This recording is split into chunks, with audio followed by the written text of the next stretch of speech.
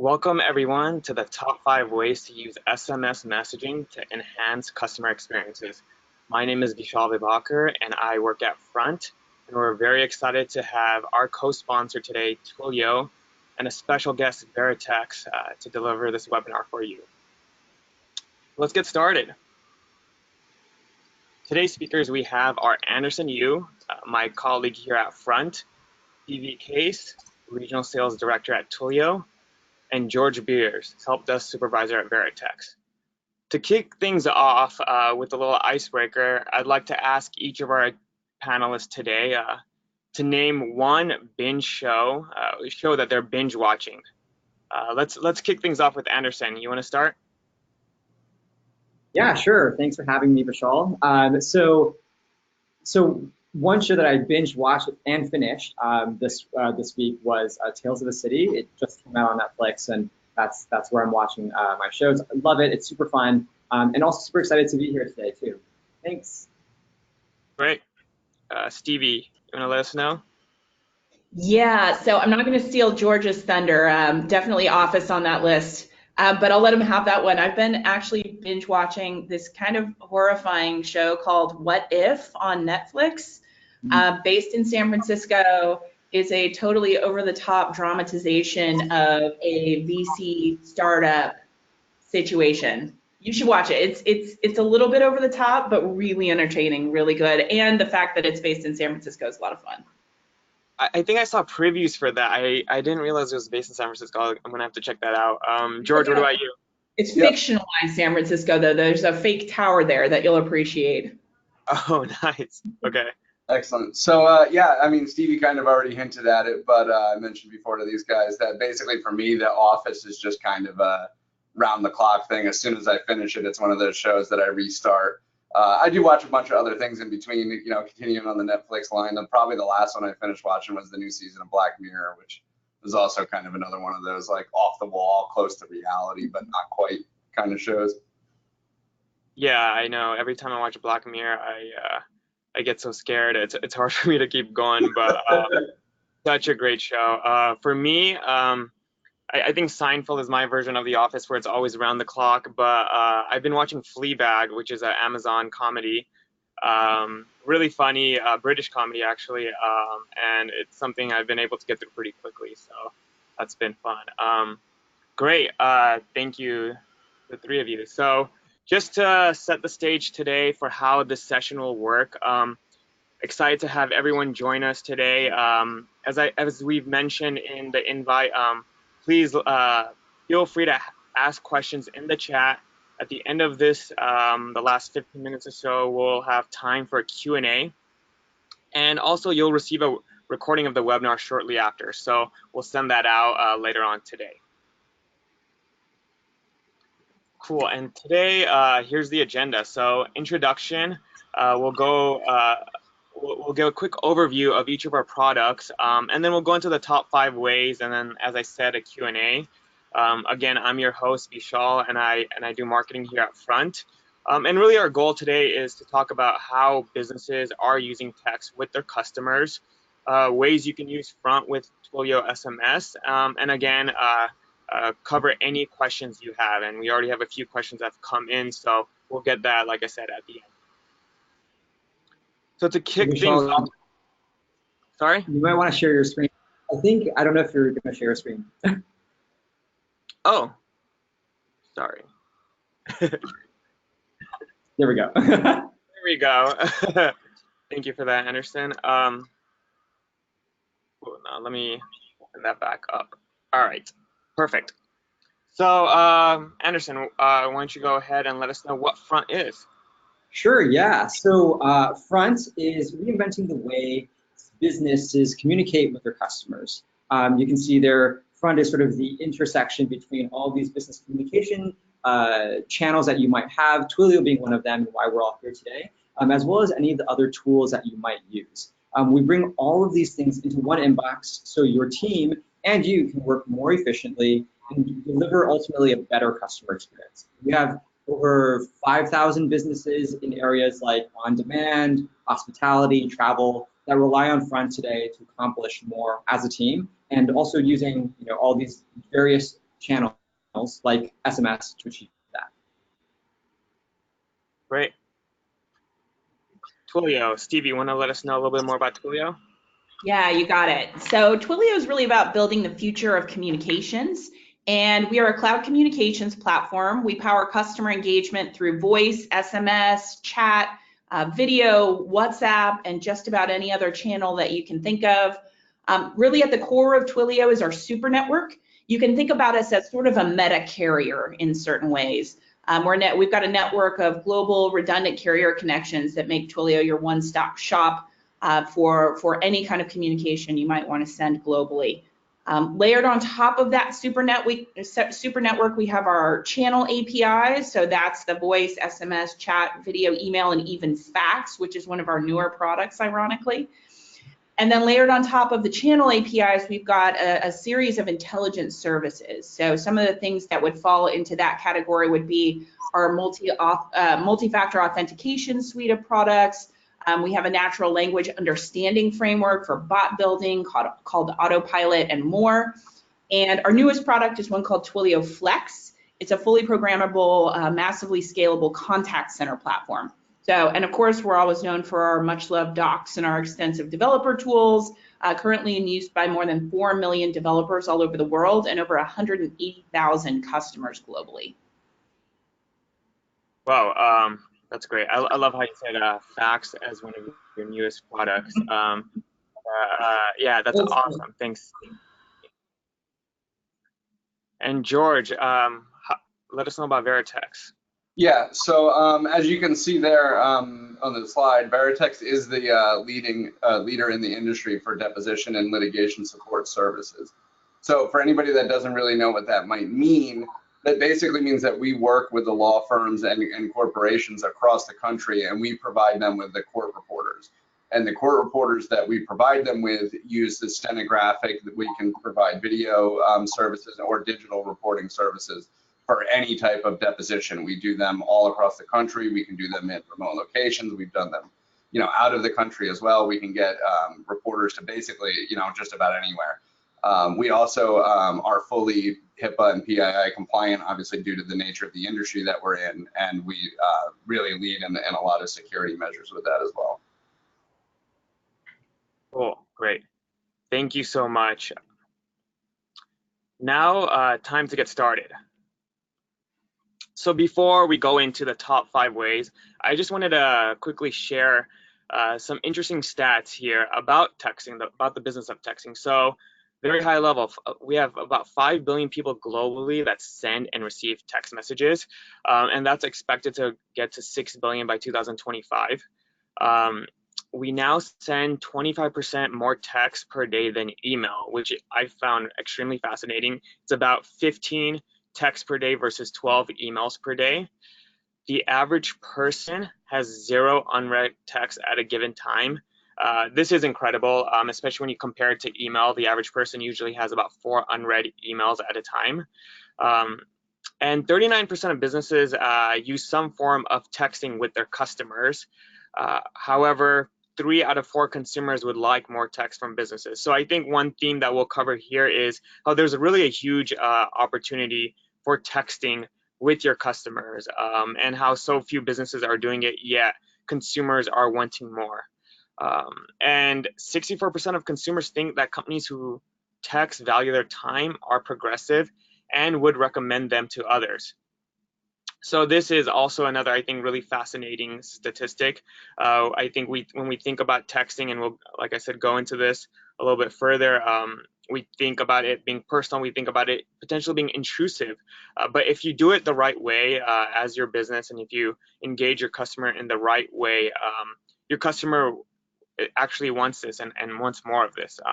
And so another stat that obviously is not on the slide is 64% of businesses also that do not text, they say that they see value in it, even though they haven't adopted it yet.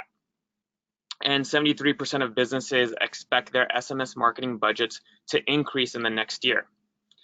Now, 97% of companies said that they found that when they communicate with consumers via text, it's become more efficient for their business. So again, more and more stats are really supporting why why we're here today and why we're talking about this subject.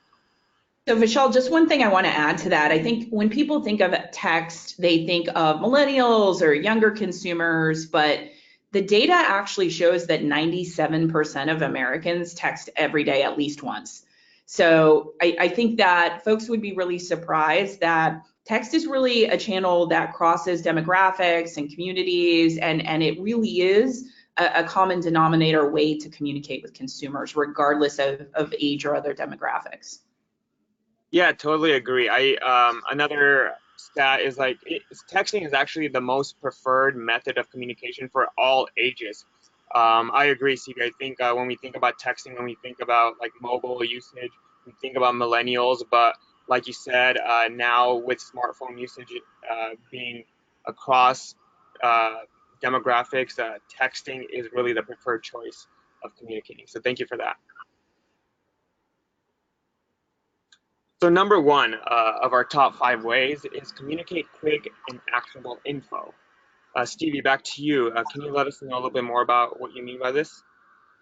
Yeah, absolutely. So text is one of those channels that's really unique, and you want to respect the uniqueness of the channel when you approach how you're going to use it and the type of content you're going to send.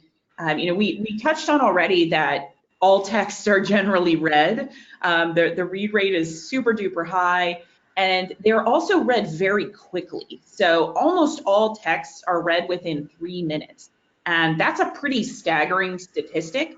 So as you start to think about the content you send, you want to send it in an extremely timely way, and you want to be using text as a channel to communicate information that is timely and important right now. It's not a great archive channel.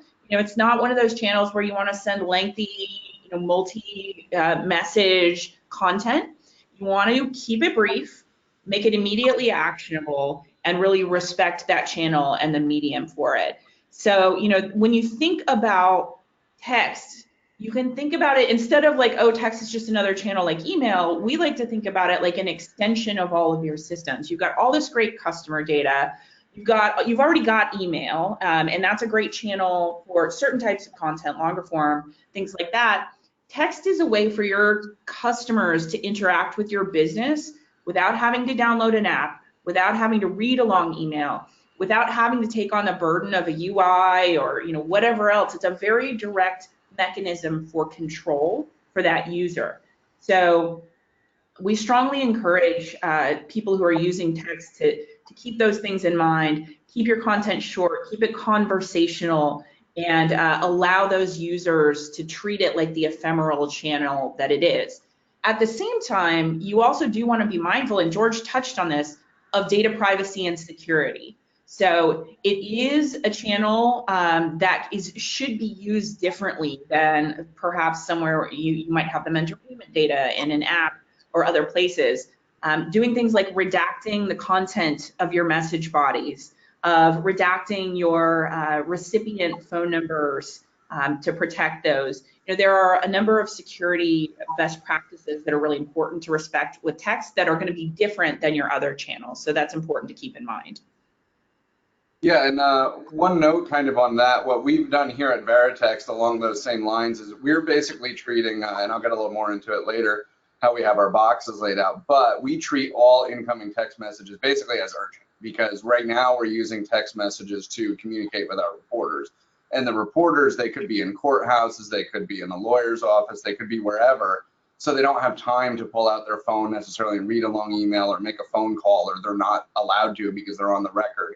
But they might have time to just send off a one little quick one-liner, or the job is running longer, or it got canceled, or anything important. So we're treating all text messages here as urgent. Yeah, when I read that stat about most texts are read within 3 minutes of being sent, that really blew my eyes open. And I think because of that, the expectation on the other end is that you will receive a response quickly. And I think your use case, George, you're tagging all these texts as urgent because the expectation on the other end is that you'll get back to them really quickly, since they Yeah, know for that sure. right away. Yeah, I know we have a couple of users here based on our stats that have like response times. I think there was 3 or 4 of them of less than a minute. So we do have, specific people that are actively monitoring the SMS boxes, so they're not just kind of sitting around, but those people have response times like on average of less than a minute. Yeah, that's really critical in this channel. And one thing we're seeing some of our large enterprise customers do with text is, because they recognize that, and they recognize that if you don't reply to a text quickly, consumers take it a little more to heart than they expect. It's going to take a while to get a call back or to get an email back, but text, they're like, they want it now. So we're seeing an interesting blending of automation and human response. So the same way historically you would build a voice IVR, we are seeing customers building automated conversational interfaces over text. So you can have a similar interaction, but it can be very, very quick. And then if you get into territory that needs special handling or needs human intervention, then you hand it to an agent. But that same type of conversational experience you used to expect by talking to a human or by calling a voice line, you can recreate that over text now. Wow, that's amazing. You'll notice for the audience that we will reference email often, comparing the two, because it's such I think a lot of businesses today go back and forth between communicating with their customers via email, via phone, and then when you compare those stats to text, you'll see such an interesting difference there. So just wanted to point that out. So Lyft, Stevie, can you tell us more about this use case here? Yeah, so Lyft is a long time Twilio customer, and I think most folks are probably familiar with how they use text in such a powerful way. Initially when these services launched, you kind of had to look in the app, and it was hard to tell when somebody was arriving or what the deal was. And since then, they use text in an incredibly powerful way, and they use it in a blended way, like we were just talking about. So they create those automated notifications of all of the details you need to know. So this is one thing we see with text, is that one of the most powerful ways you can start is by doing proactive texting. So you take information or data that your customers want or expect that they're used to having to pull from you, like call and ask or whatever, look in an app, and you push it to them. So Lyft pushes things like when the driver has accepted the ride, or what time they're going to arrive, or the details of the car. So those proactive texts, they allow the consumer, the user, to just sit back and know what's going on without having to take a lot of action. It also deflects potential calls and all of that. And then they've layered on top of that an ability to communicate human to human. One thing that I think is funny is a lot of people don't realize that when you text or call your Lyft driver, you are not actually calling their personal cell phone number. You're actually calling a Twilio number. And that number sits in between the driver and the rider, and it facilitates a moderated communication. So you can connect directly, but Lyft has control over the conversation, and then they cut off that channel between driver and rider after a period of time after the ride ends. It's great for safety. It's great for anonymity, so you don't have the personal cell phone numbers of either party, and it gives Lyft great insight into their customer data and what's happening as well. So really interesting use case. They use this in lots of different ways, and using SMS for support these days as well. Yeah, that's great, and that's a really great insight there. And I think this use case is kind of perfect to the main point of like communicating quick, actionable information. Typically with text, you don't want your user to have to go back and reference the information that you send via text later on. Email is better suited for that. And I'm sure we've all experienced the text that we get from ride sharing or Airbnb or other platforms like that, of getting us that like instant, quick, actionable information that we need right then and there. Cool, so we'll move on to the next one, making it a two-way street. And I believe Andersen will be taking this one. Yeah. So that was a really great discussion that we just had before, and I think that's really interesting as a segue into this section here. Right, we know that texting is that preferred method of communication for people of all ages, and I think while maybe hearing it for the first time it might be surprising, if we really think about it, it actually isn't, and I don't know if many people would disagree with that. And I think that is ultimately what's super interesting. because it sort of pegs the question, why is that the case? Why is SMS so popular? And I think the reason and the rise in popularity of SMS is because it accomplishes one thing very well. It allows us to be connected with each other without requiring that heavy time investment that you need to put in with like a call or something like that. SMS opens up this avenue for people to stay in touch with each other on our own terms, and it's also good at making us feel like we are effectively using our time, because unlike calls, right, it's fully in your control when you want to participate in that conversation. You don't have to go find a quiet room or duck into some store somewhere to answer that email or respond to a missed call. It's fully in your control to enter and exit that conversation because it's in your space, in your control.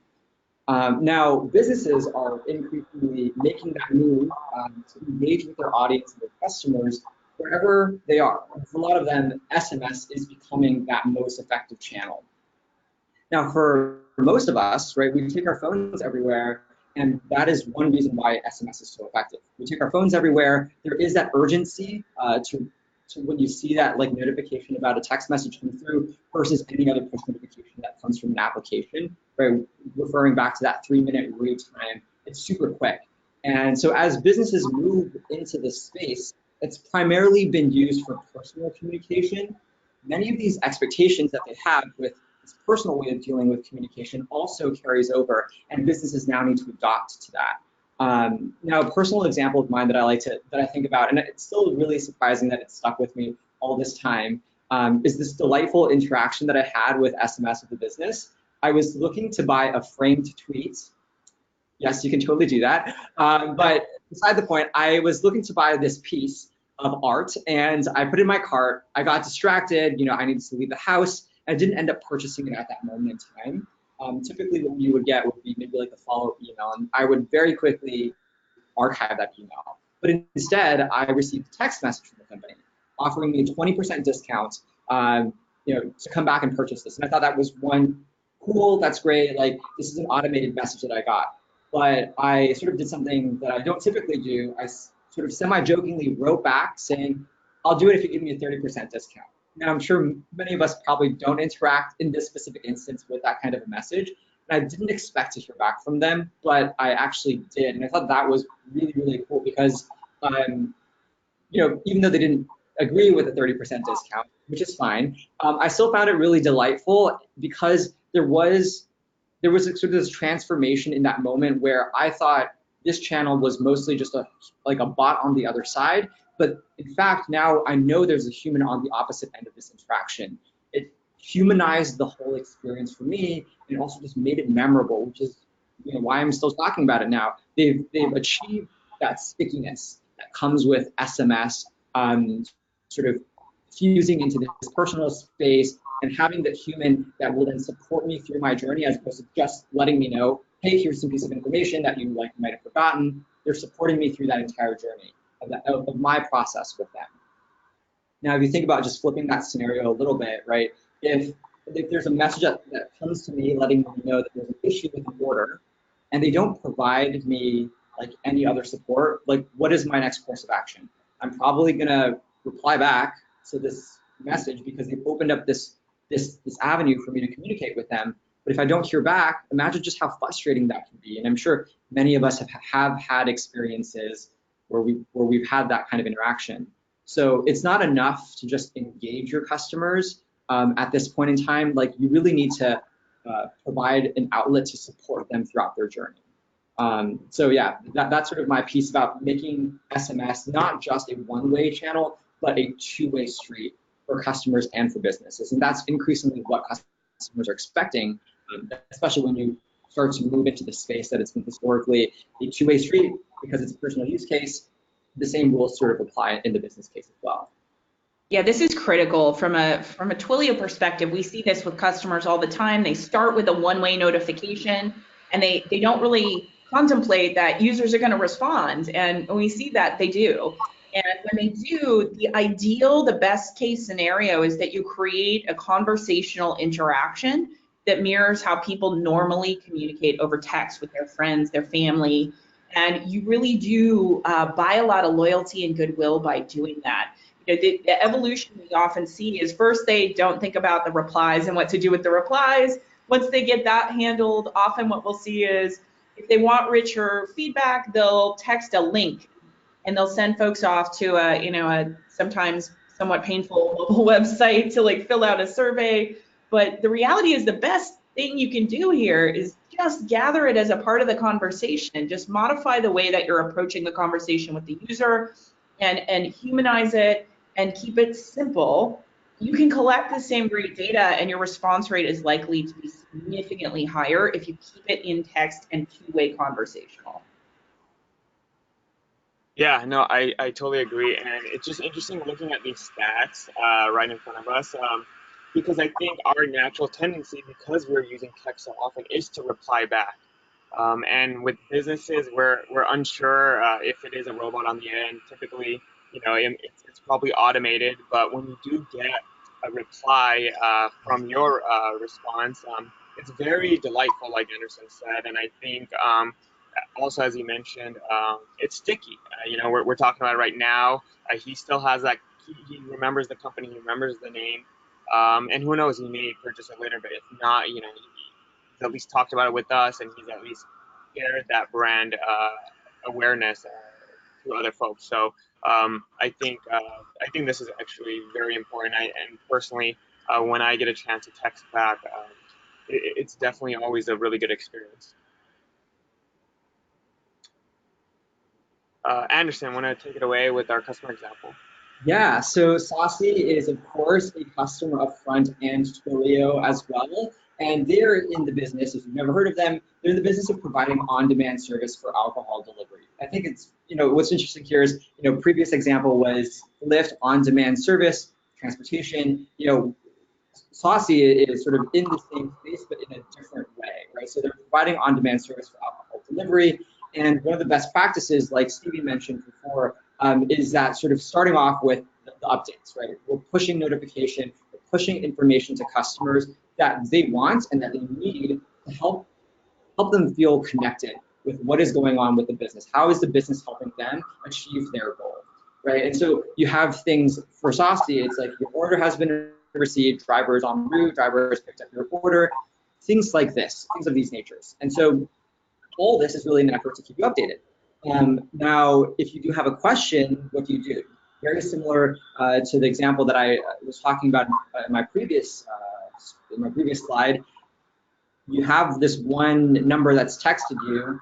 Where else are you going to go? The easiest thing for you to do is default back to that channel that they've already reached out to you, right? And so what Saucy has done is they staffed people that are on standby, ready to respond from Front to these customers about their orders. So right, because they are operating in this super saturated place, and I think you'll actually see a lot of SMS being leveraged as like this differentiator in terms of the experience they're able to provide to their customer. Saucy is in a similar way using SMS and Front and Twilio to provide this key differentiator of their experience for their customer. So, again, just drawing back to the thing that I kept on referring back to in my last slide, it's not enough to just reach their customers where it's convenient for them. You have to support them throughout that process and be there to engage with them when they need help, right? If they have questions, you should be able to be there to support them. And so I think that's why Saucy is doing well, and I think it's why they were early customer of Front, I think maybe almost 3 years ago, and to this day, they've like continued to innovate on how SMS works within their process. Awesome. Thanks, Anderson. Moving on to the next one. Use it to close the deal on this one. Going back to Stevie. But before I hand it over to Stevie, I just want to remind everyone, feel free to throw in your questions into the chat. And again, we're going to have time at the end for questions. Stevie, go ahead. Yeah, so, and we've touched on some of these stats, but SMS is an incredibly effective channel because the open rate is so high, in addition to being timely. So it has a 98% open rate across the board. I really wonder about that other 2% of people who don't open their texts.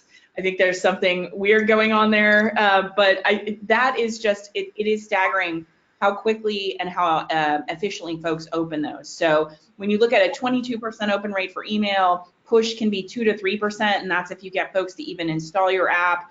It really is. I like what my COO describes this as. He says it's like punching a hole in the lock screen of your consumer's phone. Like this very direct communication that really is one ubiquitous mailbox that everybody's got access to. And we see that driving all kinds of stats for our customers. So one experiment here that we're featuring showed that inactive leads generated 26 times more pipeline. It was 12x faster when this was done over SMS versus email, or versus calling in this case. We see the same kind of conversion over email. So 85% of consumers prefer text to email. And we see this with customer after customer on the Twilio side. And it's really about finding what are those things that need to happen in a timely manner. What are the ways you need to engage at higher scale? Because text is something, because of the simplicity of the content and the way that you can send it and communicate over it, because of the smaller form factor, you can do a lot higher volume a lot more quickly and reach people immediately. So, whatever metric you're trying to drive, whether it's reorders or lead gen, we've seen some of our customers, we've got customers in the financial services space who use SMS for lead alerts. So you get a web form sign up. The story we hear year after year is that web form generates an email to whoever the agent or the loan officer is. It sits in an inbox. There's multiple days before they turn around a call to that interested party, and by then that person's gotten a mortgage or they bought the house or whatever it may be. And we've seen that multiple day cycle reduced down to minutes, and in some cases even less than a minute, to connect directly. And that's how we're seeing lots of companies disrupt their spaces, because they're taking what has been a very manual process, very slow process, and boiling it down to this immediate communication via SMS at high scale. So it really is the kind of thing that gives you a more personal, direct channel to your customers. It can feel much more human, it can feel more immediate, and you will be able to drive whatever metrics you like using that as a channel. Yeah, I think in terms of like the industry too, texting has become something, at least for me, like I know when I receive a text message that is directed at me. It's not like a spam email. Like nowadays, we see like tons and tons and tons of spam messages, and it can be hard to weed out what is actually for you and what it's not. And like a lot of us, like you go to bed and you wake up in the morning and you look at your phone and you've got like 32 unread emails, like already immediately, and like none of them are even matter, or 2 of them do. But when you get a text, it's always meant directly for you. It's much, much more personal in that regard. Yeah, that's so true. I think it's an interesting stat here, the 98% open rate. I challenge all of our listeners right now to look at how many unread texts they have. It's probably 0. But yeah, I think Stevie, I'm also wondering who is that 2% that has these unread text messages. And another thing that I wanted to point out is, and I think you all touch on this as well, consumers prefer this. 85% have said that they prefer receiving text over phone and email. And I think what's important to know is when you do it and how you do it. This experiment that we're featuring, it was with reactivated leads. So these were leads that were already have been in contact with the vendor in prior times. So if you've established that relationship, texting is more frictionless at that point versus when you do it right off the bat. That can be a bit intrusive. So that's something I think you can know. And I think millennials in particular really love written channels over voice, and 65% of millennials say they would rather communicate in writing, whether it's text, email, web, or chat, versus a voice call. So providing those alternatives, I think, are really important, especially if that's your demographic. Mm-hmm. Exactly. So Lens Direct, this is a great customer case study of a very simple application of text that dramatically moved a metric for them. And you can read the great quote here, but it was very simple. Really, Lens Direct, they sell contact lenses and glasses directly to consumers. And they have folks that come to their website to purchase, and they were sending out an email reminder for reorders. and they were getting about a 0.5% conversion rate on that reorder event. When they knew a certain amount of time had passed, they knew that person needed new contact lenses, and all they did was move that reorder reminder to text, and they saw an over 200% increase in reorders. So a huge, dramatic impact to revenue, and we have seen this time after time. And we talked a little bit about two-way. So there are really simple ways to do this, where all you do is say, hey, it's time to reorder, don't forget. So it's a one-way, simple communication. You could make that a little more advanced by sending a link and linking them directly into your app or website to make the reorder. But if you really want to take advantage of SMS as a channel, as a medium, in its purest form, if you've got a payment card on file with that consumer, you can create a two-way relationship. So let's say I'm a LensDirect customer, I've got an account already, my credit card is on file. You send a text to that consumer saying, hey, it's time to reorder, reply yes to purchase now. You reply yes, as LensDirect can reply back and say, would you like to use the card on file ending in 4444? Yes, great. And then you get an order confirmation via text and an ETA for delivery. And then a couple of days later, when that ships, you get your text telling you it's shipped and your tracking number. So, you can really transform this into a very conversational way of pushing folks to repurchase that doesn't send them back to a website or an app and has way less friction. Awesome. We have a bunch of questions coming in, so I was just checking those out. Keep them coming. This is great, really great questions coming in right now. Number 4, engage your most loyal users. Andersen, want to tell us more about this one? Yeah, sure. So in the previous slides, we were discussing about the mindfulness that you have to have in sort of the different types of texts businesses should be sending to their customers, when to do it, when not to do it, things like that. Ultimately, right, what we're trying to drive for is that you need to earn that trust, right? You need to build that relationship with your users to make them feel comfortable, especially since texting is crossing into this historically personal space of communication compared to like email, calls, or other forms of communication, which is also why, right, this form of communication results in so much higher of an open rate at least. But with that said, I sort of want to take a slightly different lens on this in saying that when it comes to your most loyal users, texting may be exactly what they want. I mean, I have some examples that I'll go through here, but with your most loyal users, you already have done that legwork to build in the trust, and therefore there's sort of inherently less friction in engaging with them via text message. So what I'm trying to say is, don't be shy, especially if you have campaigns like opt-in programs. These users are already love your business, or you've already given them that incentive to become a subscriber for this program. So being able to deliver these timely messages about product releases, special offers, sneak peeks, maybe some of these things will definitely make them happy and satisfied. So as long as you're doing it sort of in a tasteful way, they'll definitely be thankful that you're making it easier for them to stay in the loop and also sort of in this sort of two-way nature, get in touch with you, and find out what they need. So here I have 3 examples that I want to go through. I think they're really fascinating. So Taco Bell. Personally, I'm a huge fan of Taco Bell. I have one just down the street. Probably going to go there for lunch. But they had a campaign where customers were asked to send a code to a specific Twilio number, I'm sure, or some specific number, and they received a coupon. 93% of the customers remain subscribed to the campaign after they get the initial offering. I think that's really interesting if you were to juxtapose that against, like, what is your unsubscribe rate, right, for any programs that you have.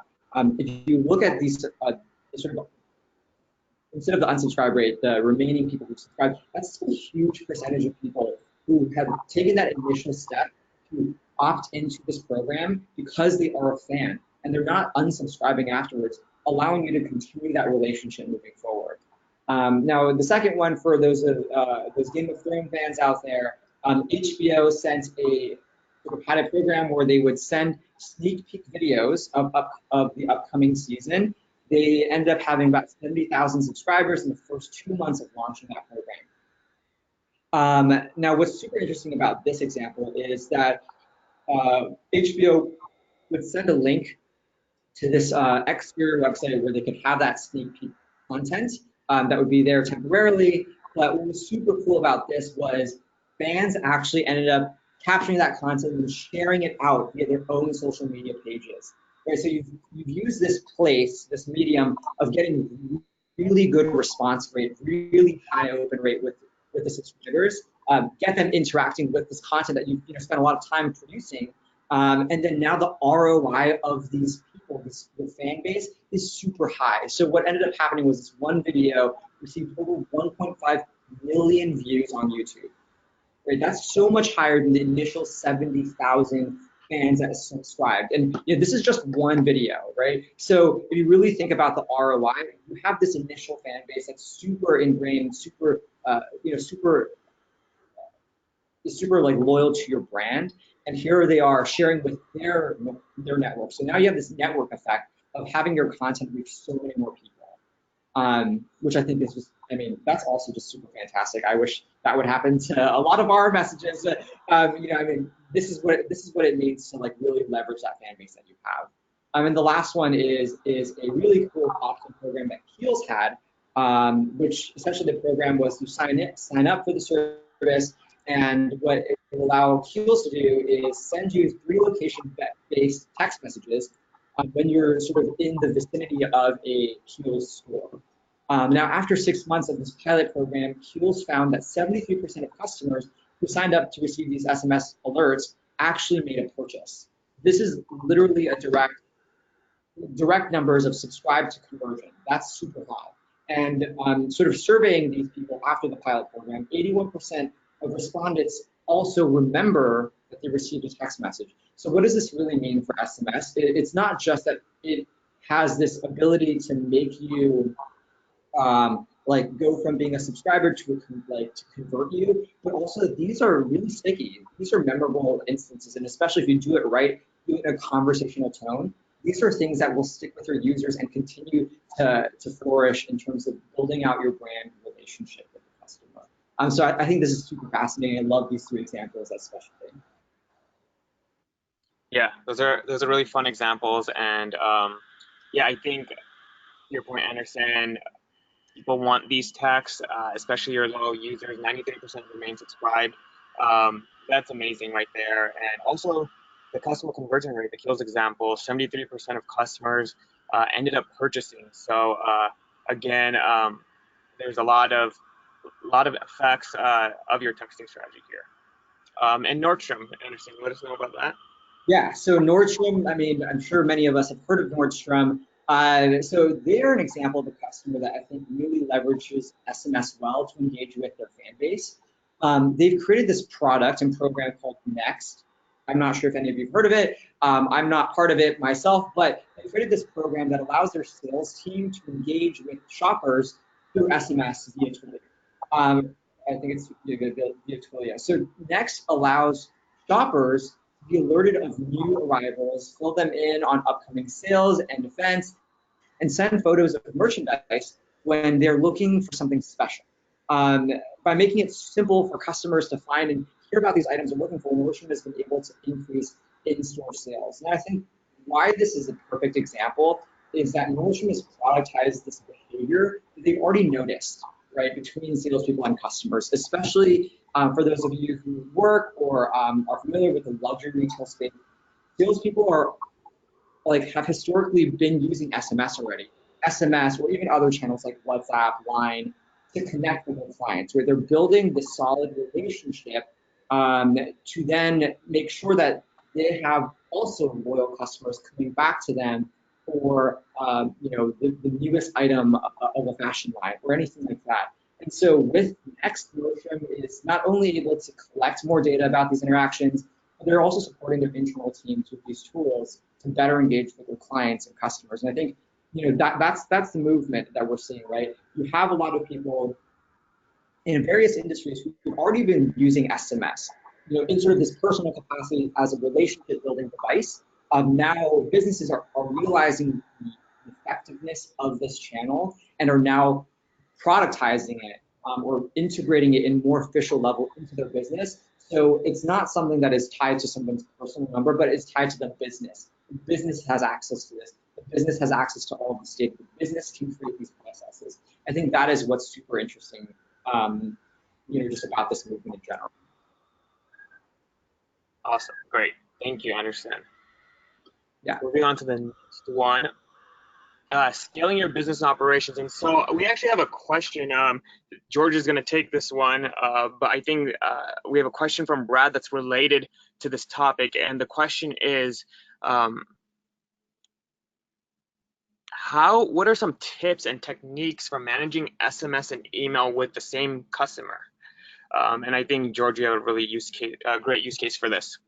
Yeah, so here at Varitek, we kind of started with email only, which I don't think is very uncommon for a lot of businesses. But what we noticed, Andersen just mentioned, salespeople, of course, use it with all of the clients and everything. And what we noticed with our reporters was a lot of them would either text or send emails like directly to like calendar leads or even calendar associates, and it's just not very efficient. So what we were able to do with Front is we were able to bring them in. So we have all of the boxes, our SMS boxes are right underneath our email boxes for all of our regions. So everybody can now see them. So we kind of rolled it out as a program to all of our reporters. We were able to take all of the reporters, preemptively import them into Front so that the contact was already there for them. So when they got back to us, it wasn't like, oh, who is this or anything. We sent out these communications to the reporters, a couple times, said, hey, this is our number. Start expecting to receive text from this number. We got our numbers were provided to us through Twilio, but being able to have them directly with the emails there, it really, really makes it that much easier to just kind of have everything flow. So anybody, which is basically all of our calendaring and client services associates that are looking at their calendar or client service box, they immediately see the SMS box right there. The counter pops up. There's one message, there's two messages, and anybody can quickly and easily jump right in and get right on top of that message.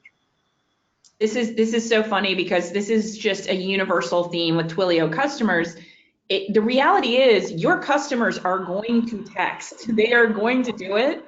And we have so many customers that say, all my employees are texting our customers and I don't have any insight into it. And one of our customers that ended up moving all their texting to Twilio for this reason was Morgan Stanley's wealth management team. So they knew their wealth managers were texting the clients and they had no insight. It was, personal phone numbers and they were doing it anyway. So by moving it on to the platform and consolidating it, they got insight and control over that channel. So it became safer, it became more professional. And this idea of bringing it all together in one place is absolutely key. You have to communicate across all your channels with that consolidated information about your customer. Otherwise, it's going to be a bad, disjointed experience. You've got to have a unified omni-channel approach. Yeah, and part of our use here at Varitek is we kind of, if you will, play both sides of the fence. So we deal a lot with the attorneys and those are like our clients directly. But then on the other side, we have to deal directly with the reporters who are actually going out to like take the jobs and bring their equipment and do that. So in those cases, that's really where our SMSs has really jumped up and taken into a hold into our business here. Because as Stevie just said, everybody was doing it anyway across all of our regions, and then they would be spattered across. And if somebody is out, then they're just forwarding a text on, and it just causes delays in service. And or they may not see it because they may legitimately be sick or out for a day. So throughout everything in our industry right now, we're at a spot where we have 20 SMS boxes in our account. Some of our regions across the country even have a need for a couple of them because they deal with specialized type of work. So they keep their kind of reporters deal with one specialty over another. So they have their own kind of inbox that they can even prioritize higher if they need to by region. And we're really at a point now, like as we continue to grow as a company, where when we're rolling out like another region's email box, they're just going to get an SMS box, and that's going to be right the way it goes right from the get-go. Yeah, I just to add to that, I think it's really interesting, especially sort of Georgia, sort of a little bit of what you were alluding to. We see many companies that operate in this sort of like either like two-way marketplace space or where like communication is like essential to their business and the success of their business. Like logistics customers, for example, we surprisingly have a ton of logistics customers who have traditionally just been using email. And SMS is sort of like this new thing that's sort of coming and making its way through the logistics industry. Because if you think about these logistics industries, they have a lot of mom and pop shops who operate sort of their own fleet of cars and transportation vehicles, but they are going up against a lot of these other ones too. And so how it works is like they get a quote from a shipper, and now they have to like go and find like the right people to do this. Who are these truckers? Truckers aren't on their phone looking at email, but they are there with their phones looking at their SMS message. And so now they've created this cycle where they are receiving these sort of inbound requests, they're blasting it out through Twilio to all of their drivers, and then they're getting these requests back, and they're able to really quickly win these deals for themselves. I think that's a really good movement that we've been able to see, especially if that communication is business critical for their business. Yeah, and for us, we've seen that so far. It makes it much easier to just have the one number. So you don't have to have 14 associates from a particular region. You've just got one number in there, and everything for your region that's coming from Varitek is coming from that number. So that you add it as a contact to your phone one time, and then you'll always know it's coming from Varitek, and then you're good to go. And really what we've seen since integrating is we're really hitting like 1,000+ messages every week, and it's continuing to grow, every single week. And that's a lot of messages over, the various regions that we have. Brad, who asked the question, hopefully that answered your question, and if not, we'll follow up with you after this. Awesome, great. Now it is time for questions. So like I said, we have quite a few. We'll try to get to as many of these as possible. The first one from Taylor is, as a customer service rep, how can I push my customers to text me when they have a problem with their product, or when they want to tell me that they love the product? I guess this is around like, how do you encourage your customers to leverage text with you? Yeah, there are lots of great techniques to make this happen. And the most effective thing I can recommend is just educate your customers that text is a channel everywhere you communicate with them. So, one of the more interesting and effective ways I've seen this done is if you've got an IVR and you've already got customers calling you to tell you either positive or negative feedback, at the beginning of that IVR, you can offer the option to what we call pivot to SMS.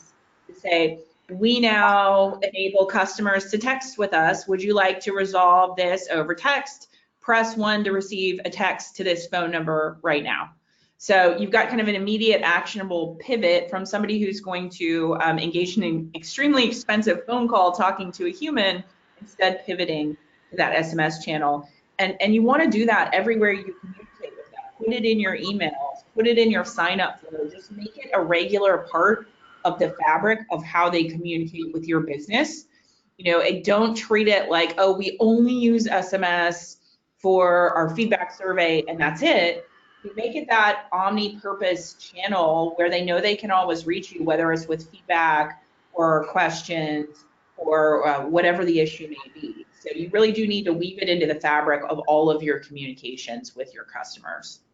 Yeah, and I think one thing that we found success with was kind of advertising, if you will, like the speedy response times. And, you're showing them that, hey, we care about you.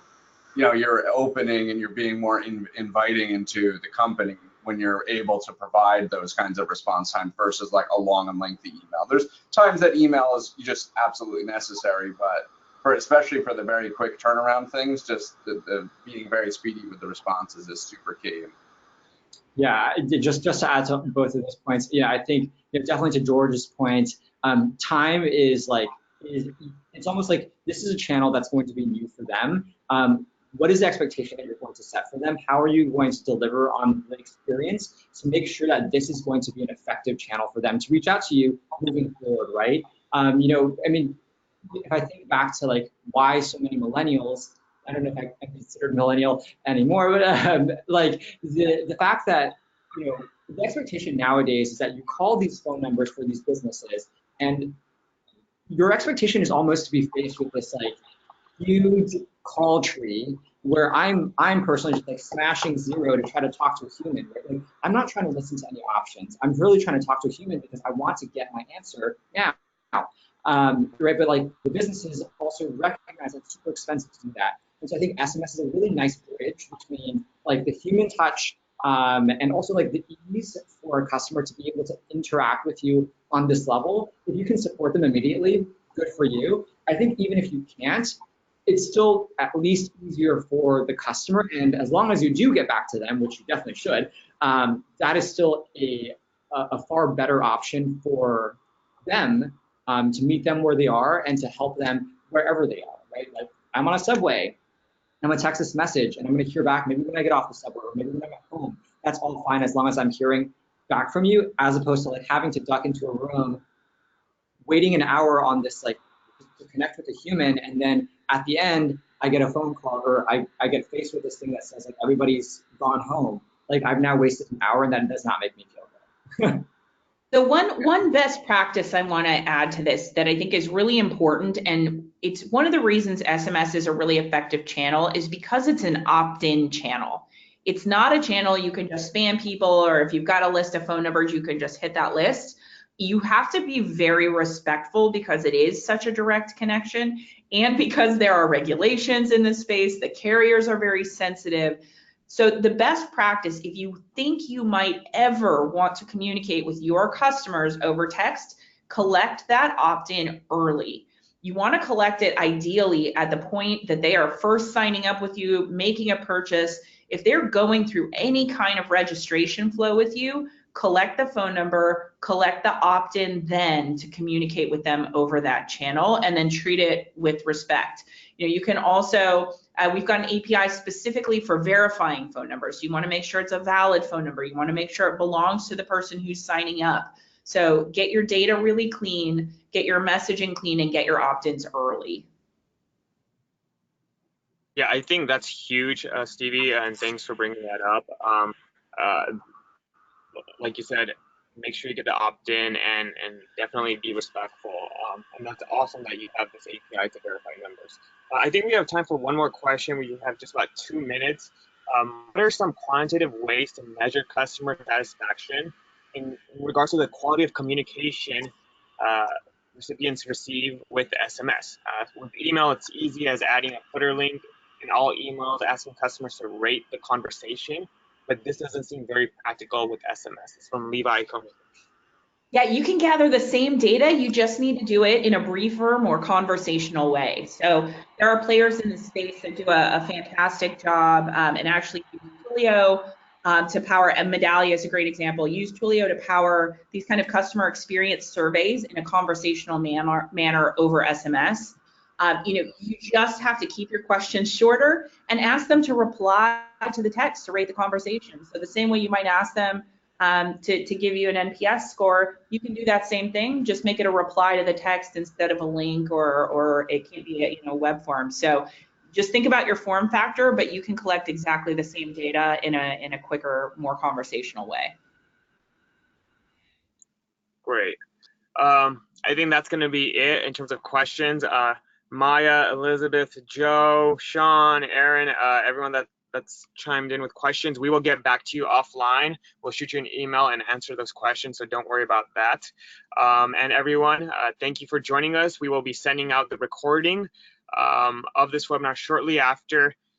Thank you to our speakers, Andersen, Stevie, George. I've added your emails here without asking you, so hopefully that's okay. And anyone that has questions, feel free to shoot them an email. I forgot to add mine. Mine is vishal@frontapp.com. That's V as in Victor, ISHAL. This was so awesome. Here are our sources. Like I said, we'll be sharing this. And thanks again, everyone. Thank you, Anderson, Stevie, and George. Thank you. you.